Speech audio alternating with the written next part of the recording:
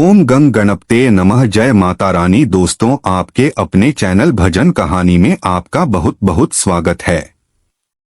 मां भगवती दुर्गा की कृपा सदैव आप और आपके समस्त परिवार पर बनी रहे। दोस्तों, आज की वीडियो में मैं आपसे बात करने वाला हूं सकट चौथ के बारे में।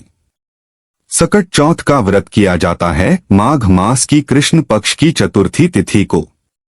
सकट चौथ को संकष्टठी चतुर्थी भी कहा जाता है। तिलकुटा चौथ भी कहते हैं और माघी चौथ के नाम से तिल चौथ के नाम से इस व्रत को जाना जाता है।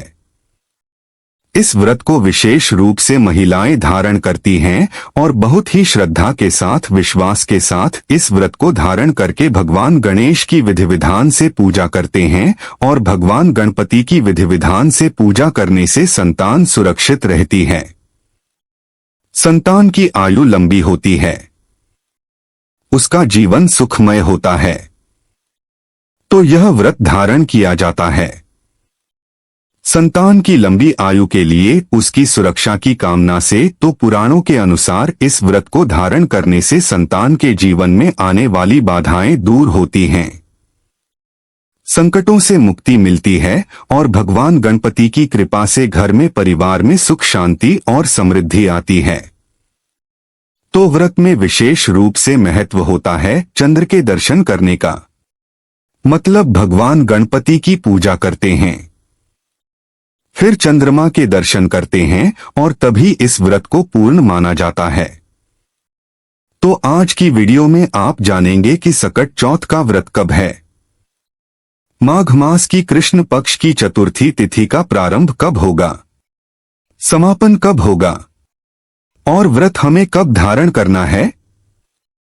चंद्रमा के दर्शन करने का शुभ मुहूर्त क्या है और इस व्रत में पूजा करने का शुभ मुहूर्त क्या है। संपूर्ण पूजा विधि और व्रत के नियम क्या होते हैं।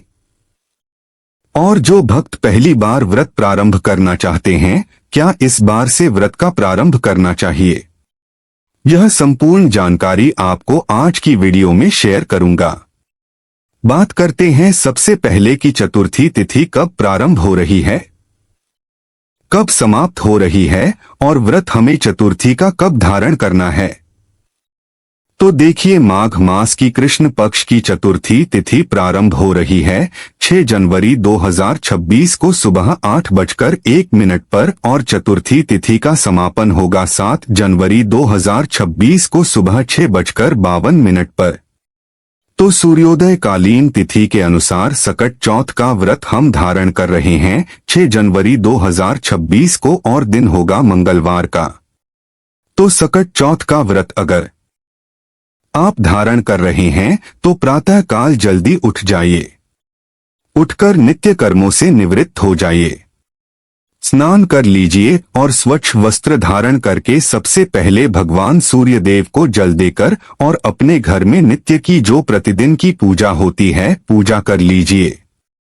व्रत का संकल्प ले लीजिए, क्योंकि बिना संकल्प के व्रत का संपूर्ण फल हमें प्राप्त नहीं होता है। तो अपने हाथ में जल, पुष्प और दूर्वा लेकर व्रत का संकल्प आपको लेना है। भगवान गणपति के सामने सबसे पहले अपना नाम, गोत्र और जिस स्थान पर आप रहते हैं उस स्थान का एड्रेस बोलकर और भगवान से अपनी कामना कहिए। जैसे कि संतान की लंबी आयु के लिए, उसकी सुरक्षा के लिए और संतान की सफलता की प्राप्ति हो, घर में सुख शांति और समृद्धि बनी रहे, कार्यों में बाधाएं ना आए। इस प्रकार से प्रार्थना करके और व्रत का संकल्प ले लीजिए। फिर आपके हाथ में जो सामग्री है भगवान गणपति के चरणों में अर्पित कीजिए और व्रत में जाने अनजाने हमसे भूल चूक हो जाए तो इसके लिए क्षमा प्रार्थना करके व्रत का आपके प्रारंभ हो जाता है। इसके बाद विधि विधान से भगवान गणपति की पूजा कीजिए।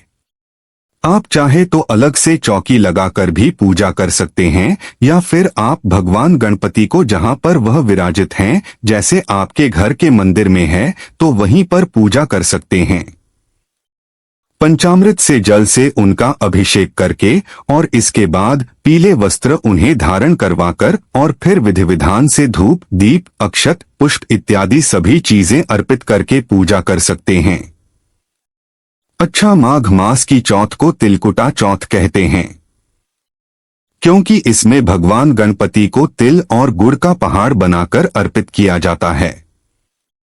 मतलब भोग में गुड़ और तिल के लड्डू या फिर गुड़ और तिल का एक बड़ा सा ढेरी पहाड़ के स्वरूप में बनाते हैं और भगवान गणपति के सामने उसे अर्पित करते हैं।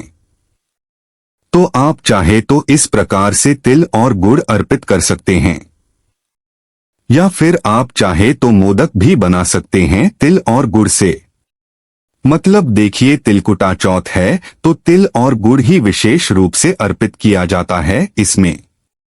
और इसके अलावा चाहे तो आप फल या फिर मिठाई इत्यादि और भी चीजें अर्पित कर सकते हैं। उसके अनुसार आप भोग अर्पित करते हैं, पूजा करते हैं और व्रत की कथा सुनी जाती है वहीं पर बैठकर। इसके बाद भगवान गणपति की आरती करते हैं, क्षमा प्रार्थना करते हैं। सकट चौथ का व्रत सूर्योदय से लेकर चंद्रोदय तक का होता है। मतलब यह व्रत हम धारण करते हैं पूरी तरह से निर्जला, मतलब अन्न और जल का त्याग करके इस व्रत को हम धारण करते हैं। मतलब देखिए, हमारे यहाँ यह व्रत पूरी तरह से निर्जला ही करते हैं। सुबह संकल्प के साथ व्रत का प्रारंभ करते हैं और पूरी तरह से अन्न और जल का त्याग करके और दिन भर व्रत धारण करके पूरे दिन भगवान गणपति की आराधना करते हैं, उनके मंत्रों का जप करते हैं और शाम को फिर भगवान गणपति की पूजा करते हैं और चंद्रमा के दर्शन करते हैं, चंद्रमा की पूजा करते हैं, उनको अर्घ्य देते हैं और इसके बाद ही जल का सेवन करते हैं। लेकिन आपके यहाँ यह व्रत कैसे किया जाता है? मतलब फलाहार से करते हैं या फिर जलाहार से करते हैं या फिर निर्जला करते हैं? कमेंट बॉक्स में जरूर बताइएगा। चंद्रमा के दर्शन करके उनको अर्घ देकर और फिर भगवान से प्रार्थना करके, क्षमा प्रार्थना करके और तब इस व्रत का पारण किया जाता है। तो भगवान गणपति को जो हम भोग अर्पित करते हैं उसे ही प्रसाद स्वरूप में खाकर इस व्रत का पारण करते हैं। तो सकट चौथ का व्रत बहुत महत्वपूर्ण व्रत होता है। सभी माताएं इस व्रत को धारण करती हैं और भगवान गणपति से अपनी संतान की लंबी आयु की, उनके स्वस्थ जीवन की कामना करती हैं। जो माताएं इस व्रत को पहली बार धारण करना चाहती हैं, बिल्कुल आप इस बार से कर सकते हैं यह व्रत। इसके अलावा भी जैसे कि संकष्टी चतुर्थी का व्रत होता है, यह तो अगर आप किसी भी कामना से, जैसे कि संतान प्राप्ति की कामना हो या फिर शिक्षा में सफलता पाना चाहते हो, भगवान गणपति की विशेष कृपा की प्राप्ति चाहते हो, आपके इष्ट देव हो गणपति, उनकी प्रसन्नता के लिए अगर आप यह व्रत धारण करना चाहते हैं, तो मतलब किसी भी कामना से अगर आप संकष्टी चतुर्थी का व्रत प्रारंभ करना चाहते हैं, व्रत का प्रारंभ कर सकते हैं। बहुत ही शुभ समय है। आप व्रत शुरू कीजिए। बड़ी चौथ से निश्चित ही भगवान गणपति की कृपा से आपकी कामना पूर्ण होती है। और अब जानते हैं कि सकट चौथ पर पूजा के शुभ मुहूर्त क्या है। तो देखिए, 6 जनवरी को सूर्योदय काल का समय रहेगा सुबह 7:13 पर और सूर्यास्त का समय है शाम को 5:51 पर। जब हम कोई भी व्रत करते हैं तो प्रयास करना चाहिए कि ब्रह्मा मुहूर्त में हम स्नान करें, नहीं तो सूर्योदय के पहले स्नान जरूर कर लीजिए। तो इस दिन ब्रह्मा मुहूर्त का समय आपको प्राप्त हो रहा है सुबह 5:25 से सुबह 6:25 तक और अमृतकाल सुबह 10:44 से दोपहर 12:16 तक। बात करें अभिजीत मुहूर्त की तो अभिजीत मुहूर्त का समय है दोपहर में 12:11 से दोपहर 12:53 तक।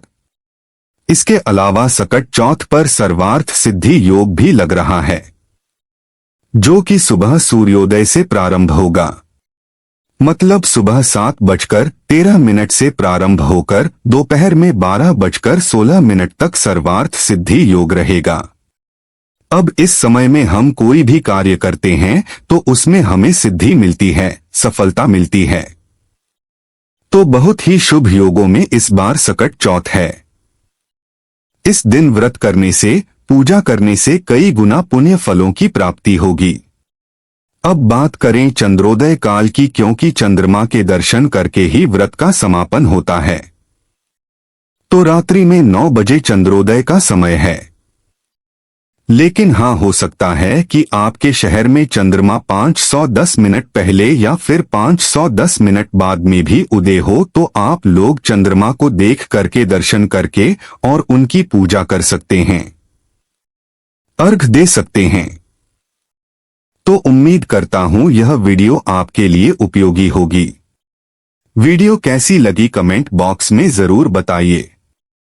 वीडियो अच्छी लगी हो तो लाइक कीजिए, शेयर कीजिए और चैनल पर पहली बार आए हैं, अगर अभी तक आपने चैनल को सब्सक्राइब नहीं किया है तो सब्सक्राइब करके बेल आइकन को जरूर प्रेस कर लीजिए। मिलता हूं मैं आपसे अगली वीडियो में, तब तक के लिए जय श्री राधे कृष्ण, धन्यवाद।